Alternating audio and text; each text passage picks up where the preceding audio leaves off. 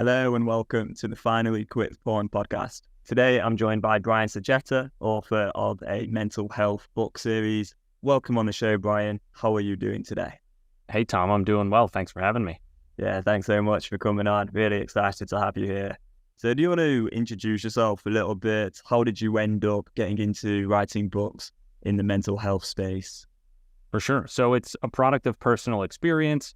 Went through, about 10 years of anxiety and depression, experiencing that in my own life and really struggling with both of those things. And I think that anytime you encounter that much pain in your life, right, it becomes such a large part of you, becomes such an important part of you. And so as I started to make strides with those things, and, I will be the first one to put my hand up and say, I'm not perfect. I don't have everything figured out, but I have some answers. And that pain and then this sort of switch into me feeling a little bit better about how I was dealing with these conditions really made me want to turn around and say, I see that pain in other people and I want to try to help alleviate it. So then from there grew, my brand, Get Out of Your Head, the books that I wrote, the blogs that I write, and then the podcast appearances like this one that I'm appearing on now.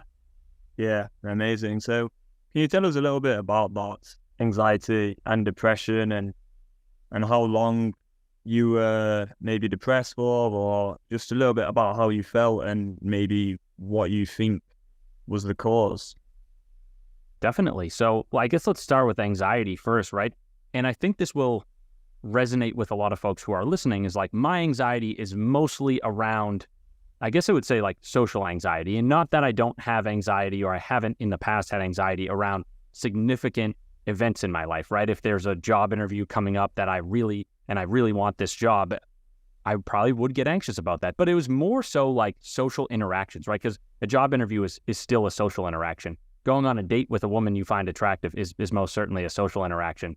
So for me, it was experiencing that social anxiety. And, what did that feel like, right? It was really like as if my brain were hijacked all the time. And so I have something on the calendar, let's say it's one of those dates, and it felt as though I couldn't stop thinking about it, right? It was as if my brain's alarm system was just like going haywire. And it was like, something's going to go wrong. You shouldn't be doing this, whatever it is. And it would cause me to stew on this the situation or whatever. And if I dig as far deep as I can, I think a lot of that is, sometimes people say like, there's a popular book out there called The Body Keeps the Score. And so it's like, sometimes that is, we say that proverbially, sometimes we say that literally. So for me, right, it was like when I was in high school, I experienced a panic attack in front of, like, while I was on a date with a woman, someone that I was really interested in. And that situation stuck with me, right? So my body kept that score. And then it was like, after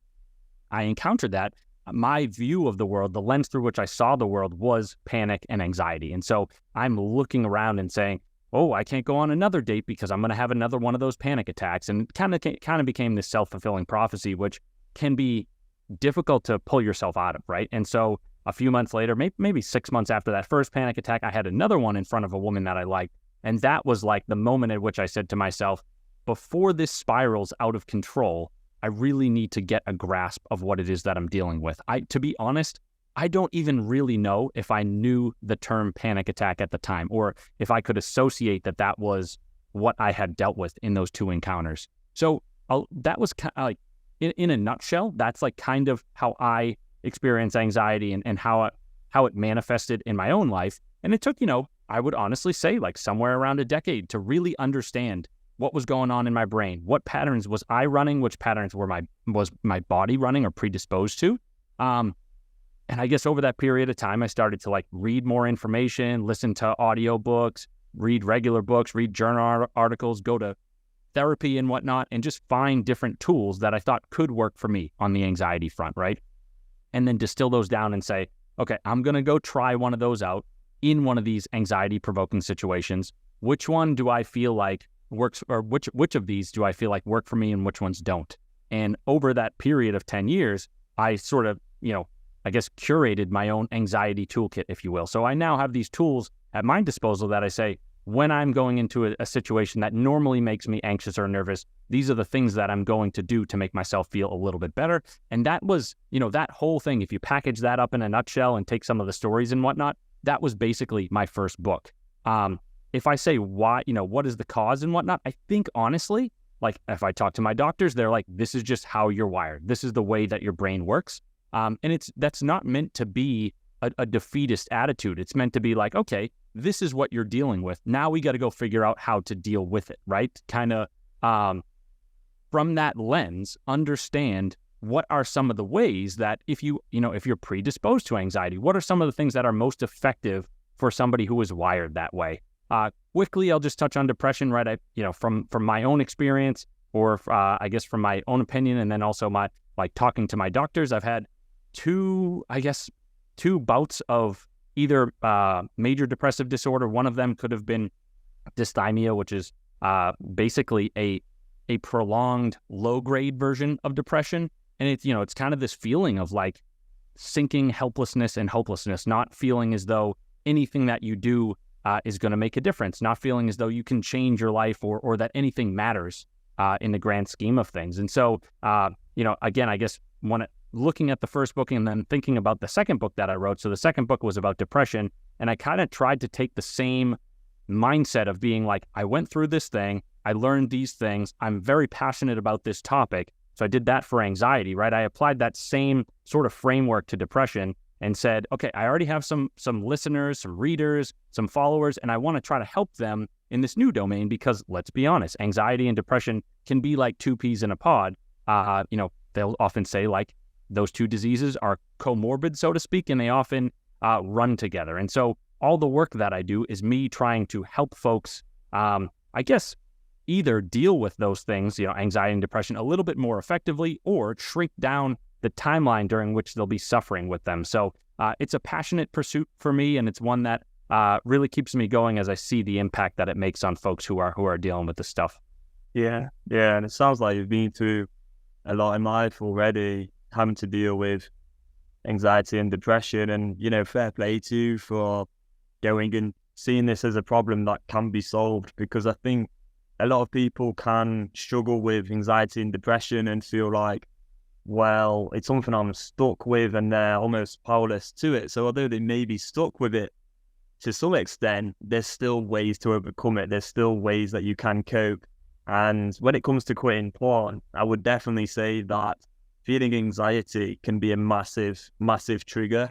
Something I learned this year is that actually novel, extra sort of stimulating content can provoke anxiety, and then that anxiety leads to an even like a greater heightened dopamine response. And so sometimes when we're having these urges, what can happen is like you're seeking out some sexual content, and there's a possibility of seeing something maybe a little bit unique, a little bit novel. Maybe it's something that's a little bit fetish-sized, for example, and that actually creates a lot of anxiety, and that can get confused with this big sort of release in dopamine, and so it all becomes even more exciting. And so when people have sexual urges, and I say this from my own experience, there's a lot of anxiety going on as well, and that anxiety kind of gets all mixed up with the dopamine reward circuitry and desire and this feeling that it's a sexual urge.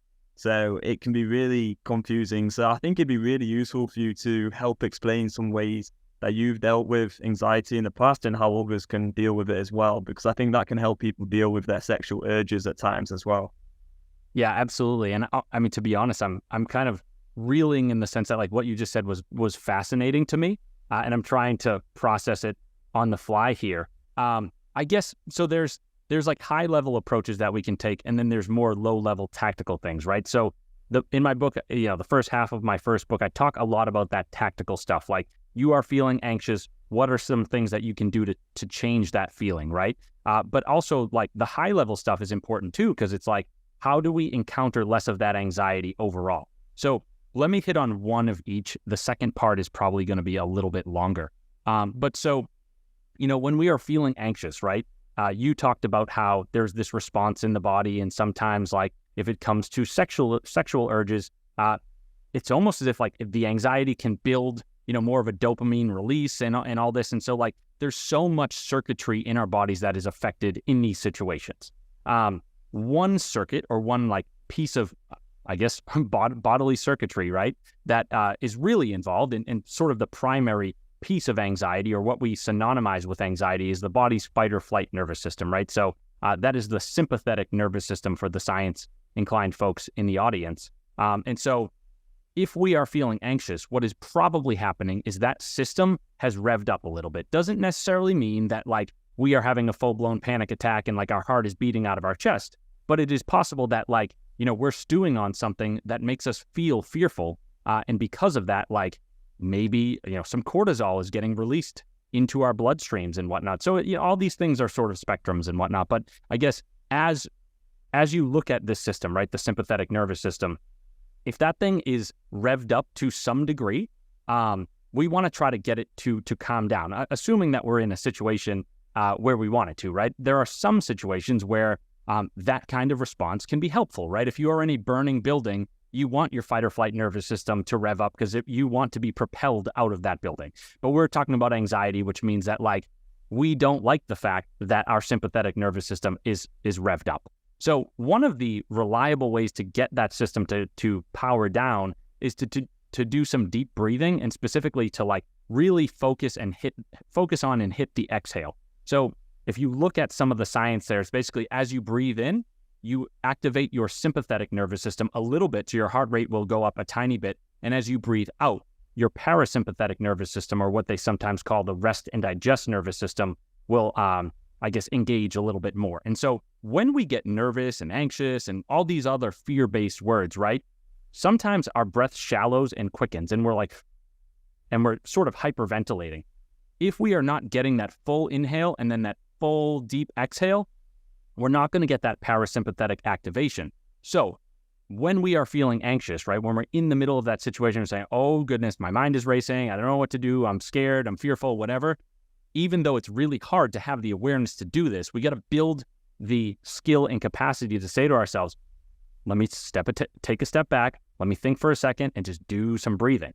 And what that is going to do, right, is that is going to activate that rest and digest part of our nervous systems and allow like our critical thinking skills to come back online. And then at that point, we can, think a little bit more rationally and maybe say, okay, now I can look at this problem in a little bit different of a fashion because I don't have cortisol just coursing through my veins, right? So that's kind of the first step that I talk about and introduce people to, because it's almost like until you get your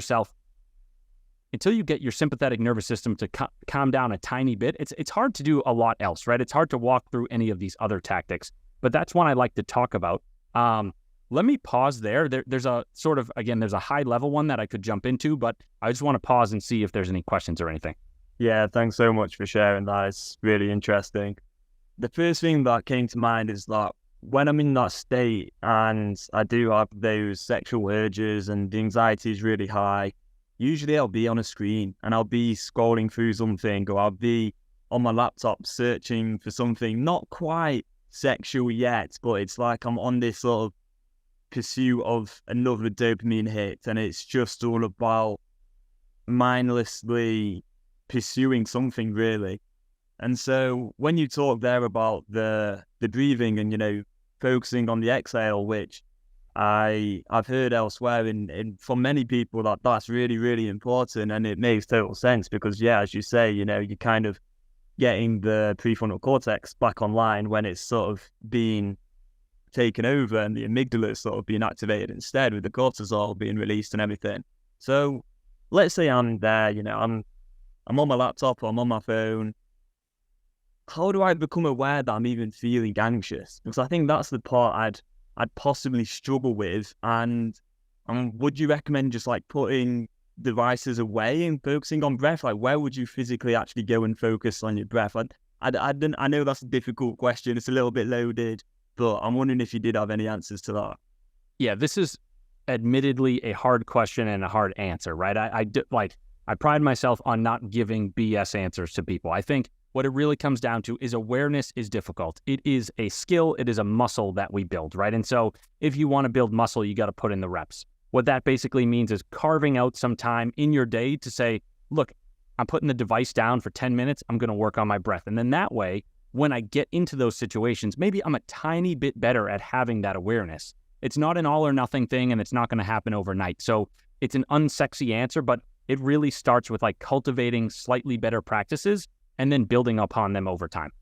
Yeah, I love that. And I think, I guess from my perspective, part of that would be being more aware of where you're using your technology, because you can use technology in places where you are going to be more prone to feeling anxious or more prone to be in that totally mindless state. And I think posture has a lot to do with this as well. So I remember in the past, like a few years back, I'd spend a lot of time laying down on a sofa or in bed.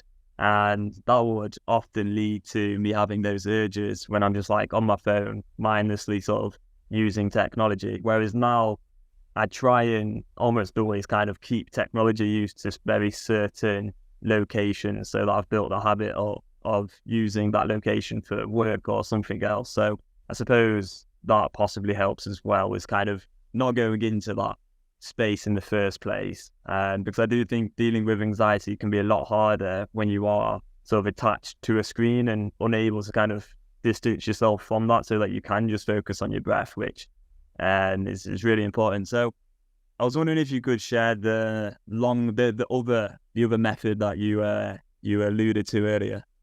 Yeah, so let's see if I can land the plane on this one, just because it is kind of high level, and I want to make sure that we stay within the time frame. So you think about like what drives us to take certain actions and behave in certain ways, right? We can go all the way back into, I can't remember the exact year that this paper was published. It might have been the 1940s. Forgive me, I can't exactly remember. But you go into the field of psychology, you look at the research of a man named Abraham Maslow. A lot of people will be familiar with his work. He published this paper that more or less said that we are driven to do certain things by these needs that we have, right? So he calls them, well, I guess there are 5 of them, and I'll list them out, right? So he says that we have physiological needs, we have safety needs, we have the need to love and feel, a sense of belonging, we have a need for self-esteem, and we have a need for self-actualization. If you look at some of the papers, or you read one of my books, like I will often say, like, hey, maybe the list could be a little more modernized. Maybe there's some things to add to it, change around, whatever. But we won't focus on that just in the interest of time. What I want to focus on, right, is like, okay, so if you boil down any behavior that you engage in, we can assume, for the most part, and this isn't perfect science, but we can assume that there is something that is driving that action that we are taking, right? So I'll try to compare this both to porn and anxiety at the same time. And so what I say to folks is like, you pretty much need to fulfill all of your needs at the same time. If you don't, you're going to feel some negative feelings, right? So an example would be, if you don't fulfill your need for self-esteem, you're going to feel low self-esteem, and you're going to feel pretty terrible, right? The other thing that could happen is like, maybe you don't fulfill your need for love and belonging, and then because of that, you're anxious all the time because you don't have like a solid foundation, a set of relationships, to get your emotions out and to communicate your feelings and talk with people and bond with them and whatnot. If we look at the porn side of things, right? It's like, you say, why would I engage in porn when I know it's not healthy for me, or I know it's creating an addiction or something like that? If we looked at the needs that we have, we could say, okay, there's a physiological need there, right? Like in terms of, we have these physiological urges, our bodies are priming us to do certain things. It is, you could say there's a distorted sense of love and belonging there, where it's like, we'd rather like have an intimate partner and be like totally open and honest and have a great sex life with them, but we don't have that right now, and so maybe that's why we're leaning on the porn. The issue, right, is that there are better ways to meet all of our needs most of the time, right? And so if you look at something like porn, you're like, well, and I guess what I'm trying to say, right, is I empathize with people in the sense that, like, it's not like people are just going out there and doing things that have no drive in them, have no fundamental basis for the behavior. It's like, if you look at the behaviors that we engage in, we do them because there's these drives there, right? It's like our bodies and our psychology are pushing us to do these things. So I think it's important to say, we're human. We deal with these drives. We deal with these urges. What we need to do, right, is not be so hard on ourselves, give ourselves a little bit of credit for like the positive actions that we do take, and then also look at these needs and say, are there better ways that we could meet them? So when it comes to porn, right, it's like, unfortunately, porn is everywhere these days, whether you're talking like looking at girls in bikinis on Instagram, or all the way down to like hardcore porn on porn sites and whatnot. So it's difficult because we're bombarded with it. And it's much harder to go out there and say, I'm creating this, long-lasting relationship, and I'm meeting my need for, love and belonging with my girlfriend or my partner, or whatever it is. At the same time, like, we need to do the difficult work to say, I'm not meeting my needs in the fashions in which I would like to, like that are probably most empowering for me, right? So it's doing some homework and saying, I'm identifying some ways by which I could meet these needs in more empowering fashions, and then going and trying to do those things. I think that the addiction piece comes in when, number one, a specific behavior we engage in meets multiple of our needs, and also like it meets those needs in ways that are really hard to fulfill otherwise, right? And so, I think I don't have full time to really flesh this out all the way, but it's like, what, if we break it down and say, why do we use porn and why do we not just like go get a girlfriend? It's like, like going out there and putting yourself on the line and talking to real people and being vulnerable with them, going into the bedroom with them and like being honest about maybe your sexual anxiety or your lack of history and whatnot. Those are all difficult things. But again, the basis there is we need to be honest about those things, maybe not necessarily from day one, but honest with ourselves and being willing to talk about those things. That way we can lead ourselves towards those more fulfilling, more empowering ways of meeting the needs, and then being able to step back and say, okay, like I still like porn, but maybe I don't need it anymore, right? Because I found a different avenue to, I guess, fulfill some of these drives and urges that are kind of inherent in my body. Mm-hmm. Is there an argument that those sexual desires, those urges, don't actually need to be fulfilled though? I'm sure there is an argument. I guess I would just say that, like, you think about evolution and the fact that, like, in our DNA, it's like pretty hardwired to reproduce, right? And so I would just say that that's not a battle that I want to fight. I'm more than willing to listen to nature and say, dude, get out there and do your thing, right? But sure, there's plenty of religions, and I guess I could go both ways with this, right? But it's like there are monks who are like, I'm going to shut down all my urges, all my desires. I'm going to go live in solitude. But there's kind of counter arguments to every argument, which is basically, unfortunately, you look at the Catholic Church and you say all these guys who suppressed these urges for a long time and were like, we're holier than thou. It's like, were you when there was these heinous acts being committed? So I don't have a perfect answer. I would just say that everything has pros and cons. And we got to think about, like, what is the end result that we want? I know that I didn't exactly tie this all the way back to anxiety. But I guess what I would say is that sometimes anxiety can fulfill our needs as well, right? So it's like maybe we on a weird level, we could say the fact that no one can understand me and the fact that I'm nervous and anxious all the time gives me like a strange sense of importance. And so maybe we need to do that homework and go back and say there are other ways for me to feel significant and important than this disempowering channel of fear and anxiety. Yeah, so I think it's a really interesting point about the needs not being met. So I used to work for a company called The Mindful Habits, which specialize in helping people overcome porn and sex addiction. And I used to do their social media. So I remember one of their quotes quite clearly was, all of our unwanted behaviors are a function of our unmet needs. And I guess that kind of sums up a lot of what you were saying there, which is a really good point. A few weeks ago, I was on these dating apps and I was getting pretty addicted to them. Like, it started off fine. First week or two, not a problem at all. Just using it at quite normal, low amounts. And then, like, the third and fourth week, I was just going on them more and more. And I just decided, I'm getting pretty addicted here. So I chose to delete all my accounts, get off the dating apps completely. And then about 2 weeks after, I was walking down the street and I've just seen this girl in a cafe, absolutely beautiful. And I was like, well, I do still want a bit of romance, a bit of intimacy, maybe a relationship in my life. So you know what? I'm just going to go for it. And for the first time in my life, I just went into that cafe and just approached her, started talking to her. She was reading this book that had love on the cover.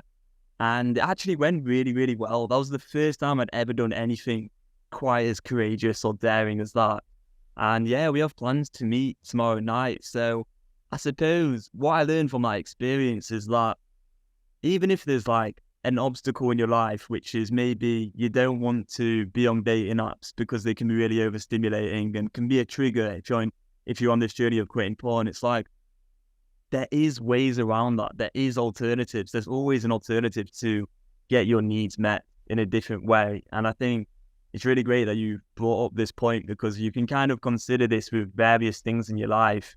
You know, if you're desiring porn, well, what is it you're really desiring? And the other thing with porn is that, let's be honest, the women in porn, or men, if you swing that way as well, they are unbelievably attractive. You know, the women are just ridiculous. They're not even real. Like, they're literally fake. And so it's like, you're not going to get that from most relationships or sex with most women. And so that's another sort of, not a need, but something that's not being met, is if you do desire girls who look a certain way.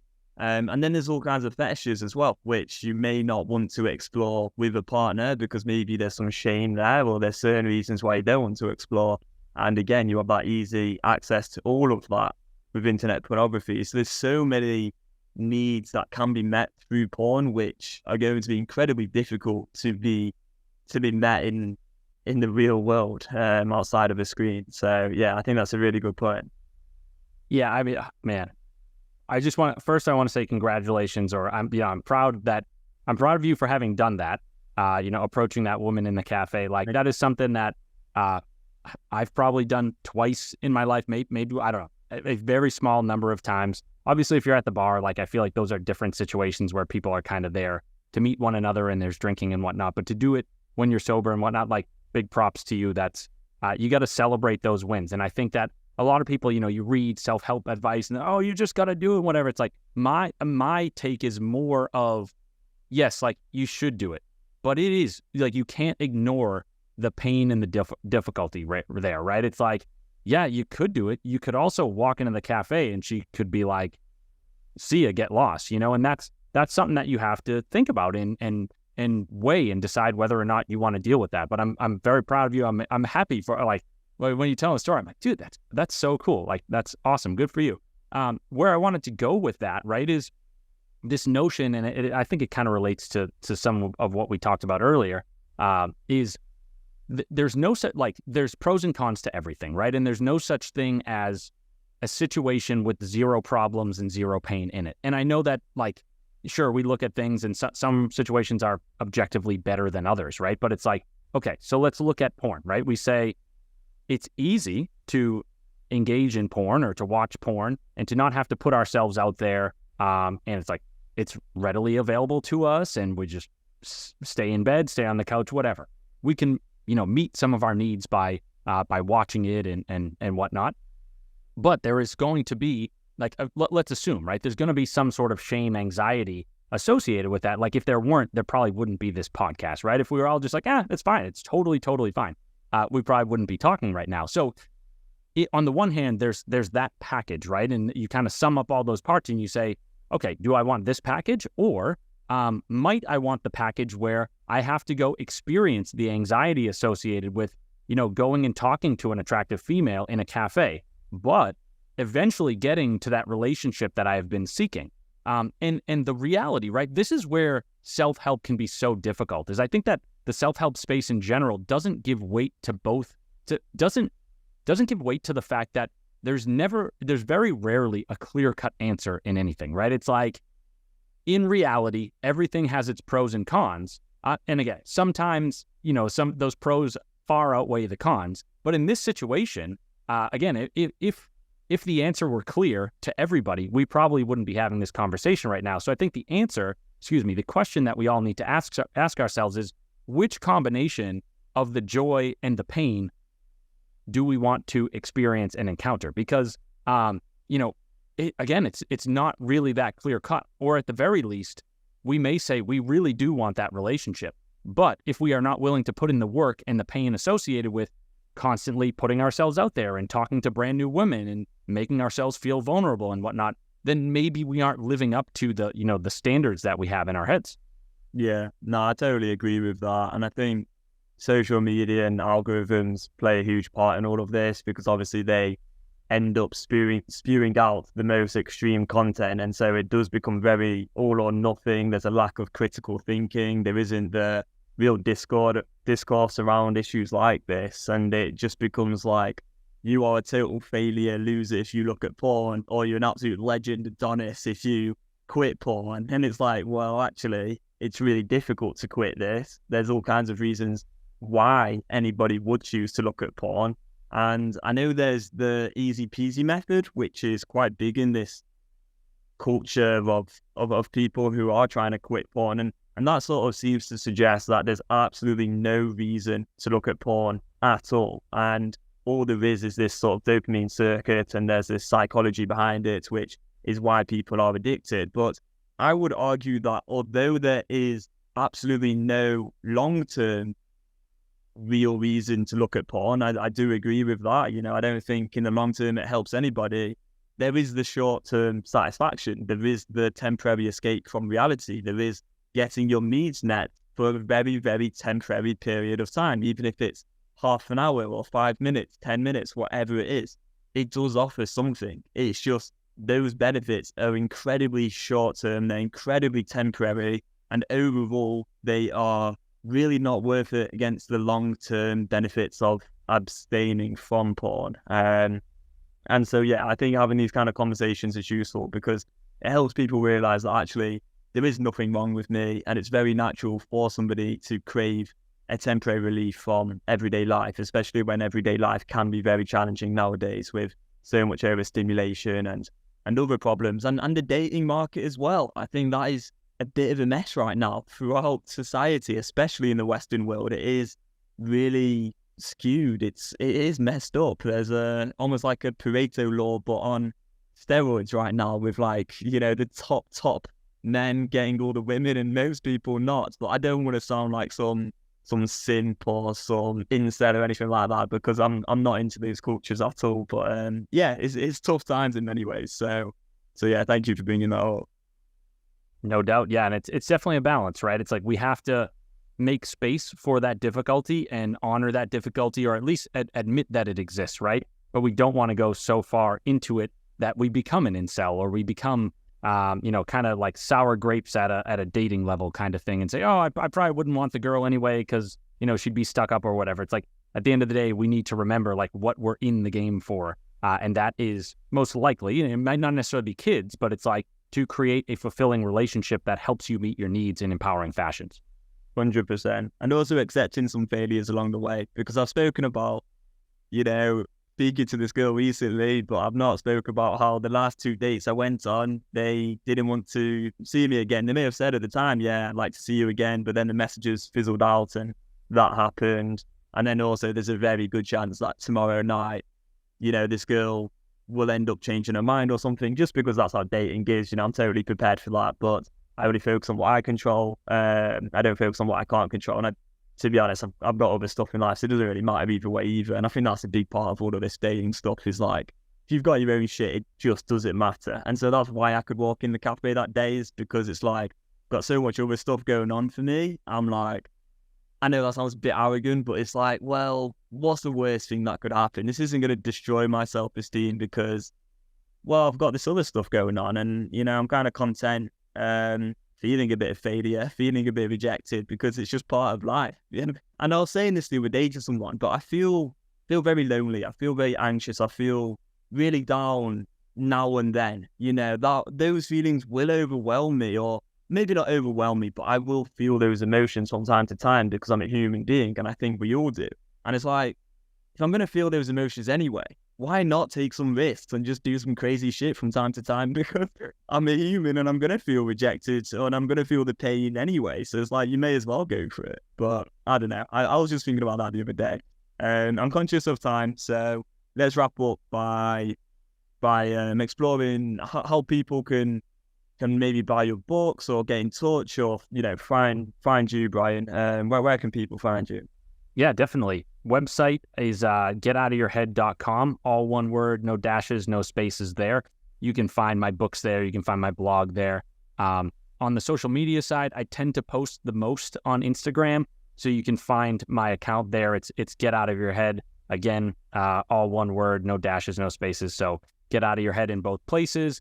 I invite anyone who, you know, wants to talk further about these things, or just, you know, have somebody to reach out to or whatever, to send me a message. It's a rewarding part of this entire process, the author journey and whatnot, to hear from folks and to help them in any way I can. and reach out, if you're dealing with something that is difficult in your life, or if, maybe something that you heard that Tom said or that I said impacted you in a positive way. I like to hear all those things, right? Because at the end of the day, the goal is I want to help as many people as I can continue to move forward in their lives. For my stuff, it's mostly mental health, but, as it pertains to this podcast, like sexuality, pornography, those things are really intimately intertwined with mental health these days. So yeah, anything on those threads, I would be happy to discuss with anybody about. Yeah, awesome stuff. Yeah, go get in touch with Brian if you have enjoyed this podcast and you want to talk about anything as well, and that would be amazing. So yeah, thanks for listening. I hope you have enjoyed it. I hope you've taken one or two things away from it. I know I have. I've certainly learned a lot. So thank you, Brian. I've really enjoyed this conversation with you, and I hope you have an amazing rest of your day. Thanks, Tom. Good luck on that date. Cheers.